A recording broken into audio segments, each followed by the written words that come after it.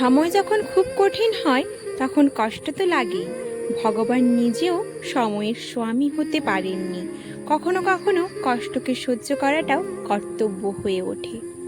আমার ভালো সময় আসবে না মহাদেব, আপনাকেই আনতে হবে। আমার কঠিন সময়ে এ পৃথিবীর মানুষ আসুক আর না আসুক, আপনাকে কিন্তু আসতেই হবে। শুনেছি সময় সবার আসে, তাই এখন শুধু তারই অপেক্ষা। নমস্কার আমার প্রিয় বন্ধুরা, কি অবস্থা, কেমন আছো তোমরা সবাই? আশা করছি যে যেখানেই আছো সকলে ভালো আছো এবং সুস্থ আছো। মেদিনীপুরের এই ছোট্ট গ্রাম থেকে আমি মৌ, আমার চ্যানেল অভিনব ক্রিয়েশনে তোমাদের সকলকে জানাই আবারও একবার অনেক অনেক স্বাগত, অনেক অনেক ভালোবাসা। আর হ্যাঁ বন্ধুরা, আজকে অনেক দিনের পরে তোমাদেরকে ভিডিও দিচ্ছি, কারণ আমার শরীরটা একেবারেই ভালো ছিল না। আর সেটা তোমাদেরকে লাইভের মাধ্যমে আমি জানিয়েছি, যারা আমার লাইভটা দেখেছো তারা কিন্তু নিশ্চয়ই জানবে। তো যাই হোক বন্ধুরা, তোমাদের জন্য রয়েছে একটা ছোট্ট কিন্তু খুবই সুন্দর ভিডিও। আর পুরো ভিডিওটা না স্কিপ করে সম্পূর্ণ দেখার অনুরোধ রইল তোমাদের কাছে। আজকে যে ভিডিওটা তোমাদেরকে আমি শেয়ার করব, এটা অনেক দিন আগেকারই ভিডিও, প্রায় 7-8 দিন মতো হয়ে গেল। কিন্তু কি বলতো, আমার শরীরটা অসুস্থ থাকার কারণেই আর এই ভিডিওটা করার পরেই কিন্তু আমার শরীরটা খুবই অসুস্থ হয়ে পড়ে, আর যার জন্য অনেকগুলো টেস্ট করাতে হয়। তো যাই হোক, দেখো ওই দিনকার সকালের ভিডিও, যেদিন আমি গেছিলাম বাবাইয়ের চুল দিতে। মানে আমাদের এখানে সবার নিয়ম রয়েছে যে ছোট ছোট বাচ্চারা থাকে তাদের 1.5 বছরে 2.5 বছরে চুল দিয়ে আসতে হয় ঠাকুরের থানে গিয়ে। কেউ চন্দনেশ্বর যায়, যারা যেখানে তাদের মানসিক থাকে সেখানে গিয়ে চুলটা দিয়ে আসে। এবারে আমাদের কোনো তেমন একটা মানসিক ছিল না, তো যাই হোক তবুও কিন্তু ঠাকুরের কাছে প্রথম চুলটা দেওয়ার নিয়ম থাকে বলেই আমরাও আজকে যাব ঠাকুরের থানে চুল দিতে। তো শিব ঠাকুরের থানেই বেশিরভাগ চুলটা দিয়ে আসা হয়। তো এখানে আমাদের এখানে বাবা মুক্তেশ্বর খুবই জাগ্রত রয়েছে। আমাদের এখান থেকে 5 কিলোমিটার দূরে রয়েছে মুক্তেশ্বরের মন্দির। বাবা মুক্তেশ্বরকে আজকে চুল দিতে যাওয়া হবে, তার জন্য সকাল থেকেই তাড়াতাড়ি করে কাজ বাজগুলো সেরে নেওয়া হচ্ছে। আর আজকে যেহেতু উপোস, পুজো না দিয়ে কিছু খাওয়া যাবে না, তো সেহেতু একটু তাড়াতাড়ি করেই কিন্তু আমি তাড়াতাড়ি করে কাজগুলো সারছি। তাড়াতাড়ি করে না কাজ সারলে তাড়াতাড়ি করে একটু বেরিয়ে যেতে পারবো না। আর পুরোহিত মশাই আর নাপিতকেও বলা রয়েছে যে এই মতো কটাই টাইমে ওনারা দিয়েছেন যে এই টাইমের মধ্যে চলে যেতে হবে। দেখো তাড়াতাড়ি কাজ বাজগুলো সেরে নিচ্ছি বলতে তেমন কিছু কাজ তোমাদের সঙ্গে শেয়ার করা হয়নি, শুধু ঘরটা ঝাড় দিলাম আর এই যে ল্যাপার কাজটা তোমাদের সঙ্গে শেয়ার করলাম। আর জানো তো, সকাল থেকে না খুব বেশি বৃষ্টি হচ্ছিল, অনেক বৃষ্টি হচ্ছিল। আর আমরা ভাবছিলাম কি আজকে কি যাওয়াটা হবে না, আমাদের বন্ধ হয়ে যাবে। ছোট্ট বাচ্চাকে নিয়ে বৃষ্টিতে ভিজে ভিজে কী করেই বা যাবো বলো। আর ভগবানের কৃপায় কিন্তু ভগবান চেয়েছিলেন বলেই কিন্তু আমরা যখন বেরোই তার আগের মুহূর্তেই কিন্তু বৃষ্টিটা থেমে যায়। তো আমরা তাড়াতাড়ি করেই বেরিয়ে পড়ি। আর এখন দেখো আমরা পৌঁছেও গেছি। আর এখানের পরিবেশটা দেখো কত সুন্দর। আর এই বট গাছের নিচেই রয়েছে বটগাছটা, কত বড় বটগাছের চারদিকটাতে এত বটগাছের ঝুড়ি নেমেছে যে ওইখানটা পুরো মন্দিরের মতো ছোট্ট একটা কুটির মতো হয়ে গেছে। আর ওর ভিতরেই কিন্তু মহাদেব রয়েছেন। তোমাদেরকে পুরো দৃশ্যটাই কিন্তু আমি ঘুরিয়ে দেখাবো। এখন দেখো মন্দিরের ভিতরে আমি প্রবেশ করছি। আর দেখো মন্দিরের ভেতরে না আমি এই প্রথম এলাম। এখানে না আগেও এসেছি। এখানে না খুব বড় করে ধুমধাম করে চড়কের মেলা হয় চৈত্র মাসে, চৈত্র সংক্রান্তির সময়। ওই সময় আমি অনেকবারই এসেছি মেলা দেখতে, 2-3 বার মতো এসেছি 2-3 বছর। কিন্তু জানো তো, কোনো সময় আমার সৌভাগ্য হয়নি ভেতরে এসে মহাদেবের বাবা মুক্তেশ্বরকে দর্শন করার। কিন্তু আজকে সেই সৌভাগ্যটা হয়েই গেল। আজ প্রথমবার এসেছি, আর যেমন ভয়ও করছে তেমন আনন্দও লাগছে। আর দেখো ছোট্ট ছোট্ট বাচ্চারা এসেছিলো, ওদের পরীক্ষা রয়েছে, তাই বাবা মুক্তেশ্বরের কাছে আশীর্বাদ চাইতে এসেছিলো।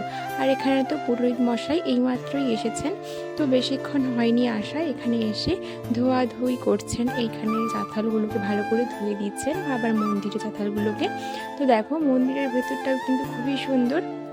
আর ওই যে বট গাছগুলো দিয়ে ঘেরা রয়েছে ওইখানে কিন্তু বাবা মুক্তেশ্বর রয়েছেন।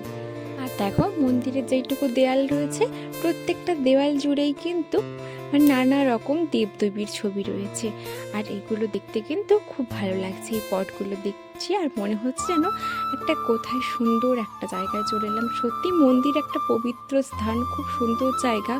কিন্তু এখানে এসে দেখো সব দেবদেবীর দর্শন পেয়ে গেলাম। আর এই যে দেখো, এই যে বটগাছটা রয়েছে না, এর ভেতরেই কিন্তু রয়েছে বাবা মুক্তেশ্বর।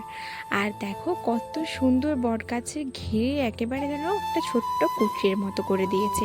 আর ওনার মানে ওখানেই কিন্তু বাবা মুক্তেশ্বর রয়েছেন।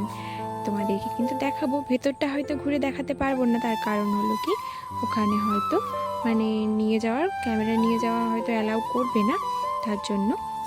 এখন দেখো আমি বসবো ফলগুলো কাটতে।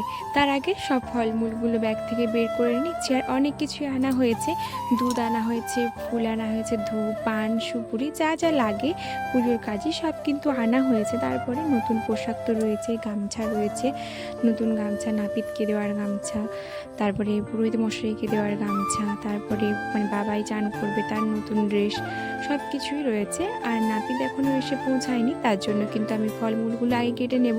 তাই সব কিছু বের করে কিন্তু আগে ধুয়ে নিলাম, তারপরে কিন্তু সব ফলগুলো দেখো সাজিয়ে কেটে নেব। বাবাইটা জানো তো ওখানে কিন্তু মন্দিরে গিয়ে চারদিকে ছুটোছুটি করছিল, খুব দুষ্টুমি করছিল। বাবাইকে মানে বড়মশাইকে বলছিলাম বাবাইকে একটু দেখে রাখো, আর নাপিত এসছে নাকি সেটা লক্ষ্য করে এসো গিয়ে। তো দেখলাম কি আমার ফল কাটতে কাটতে নাপিত মানে চলে এসেছিলো। আর নাপিত জানো তো একজন মহিলা ছিলেন, খুব বয়স্ক মহিলা, আর উনি কিন্তু বাবাইয়ের চুলটা নাবিয়েছিলেন। তো যাই হোক ওই দৃশ্যটা তো আর ক্যাপচার করতে পারলাম না, কেন কি বলো তো কি হয়েছে কি মানে ওই যখন নাড়া করানো হয় বাবাইকে, চুলটা নাপানো হয়, তখন বাবাই কিন্তু প্রচণ্ড কাঁদছিল। আর অচেনা মানুষকে দেখে তো বাবাই একটু ভয় পেয়েই গেছিলো, যে মানে ওই খুঁট নিয়ে বসেছে চুল কামাতে, তো তার জন্য।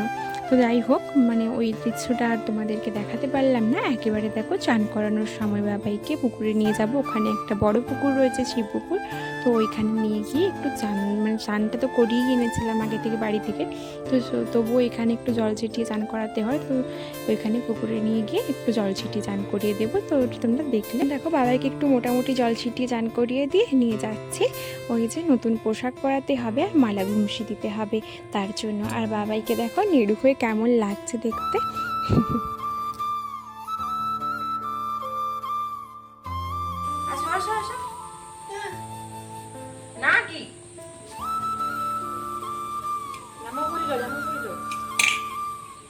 নবপূজা হবে না, নবপূজা হবে।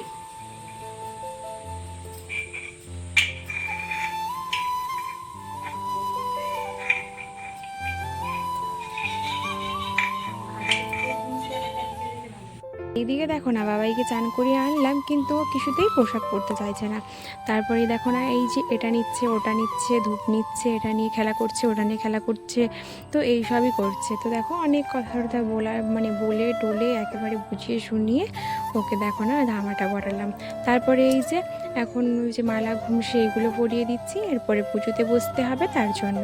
তারপর দেখো আর বাবাই মিলে বসে পড়লাম পুজোর আসরে। আর পুরোহিত মশাই তো আগে থেকেই বসেছিলেন।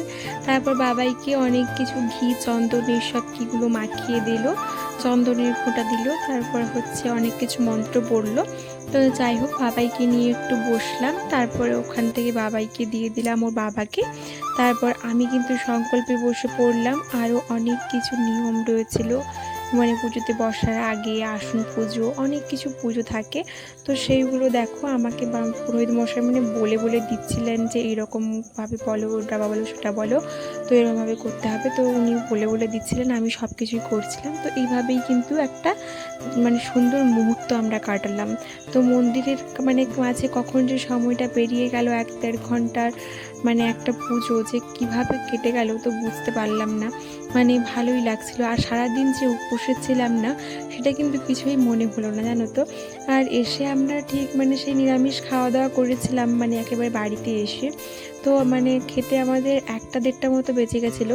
তবুও না সারাদিন যে উপোসে রয়েছি, এই পুজোর মাঝখানে এত সুন্দর একটা মুহূর্ত কাটিয়েছি না, এরকম মানে এইগুলোর মাঝে যে রয়েছি না, মনেই হচ্ছে না যে মানে কিছু খাইনি কি না খেয়ে রয়েছি এরকমটা। তো যাই হোক দেখো ভিডিওটা তোমাদের কেমন লাগলো অবশ্যই কিন্তু কমেন্ট করে জানাবে। অনেক দিন পরেই আজকে তোমাদেরকে একটা ভিডিও দিতে পারলাম, তো জানি না তোমাদের কেমন লাগবে। ভিডিওটা তো ছিল তাই ভাবলাম এই ভিডিওটা দেবো না, তো দিয়েই দিই কেমন কী সব করলাম তোমাদেরকে একটু দেখিয়েও দিই। তো যাই হোক আর তেমন করে কিছু ভিডিও দিতে পারলাম না, কারণ কি বলতো ওটা মানে ওই ভিডিওটা করার পরেই কিন্তু আমি অসুস্থ হয়ে পড়েছিলাম ওই মন্দির থেকে আসার পরে। আর এখন মোটামুটি শরীরটা ভালো রয়েছে। তো তো যাই হোক, ভিডিওটা কেমন লাগলো অবশ্যই কমেন্ট করে জানিও। ভালো লাগলে একটা লাইক করে দিও। চ্যানেলটার পাশে থাকার জন্য চ্যানেলটাকে সাবস্ক্রাইব করো, তাতে মানে নোটিফিকেশানগুলো তোমাদের কাছে তাড়াতাড়ি করে পৌঁছে যায়। তার জন্য কি চ্যানেলটাকে সাবস্ক্রাইব করে রাখতে হবে আর আমার বন্ধু হয়ে আমার পাশে থাকতে হবে। তো যাই হোক, তোমরা ভালো থাকো, সুস্থ থাকো, সকলকে ভালো রাখো। দেখা হচ্ছে পরের কোনো ভিডিওতে। এখন তাহলে আসি।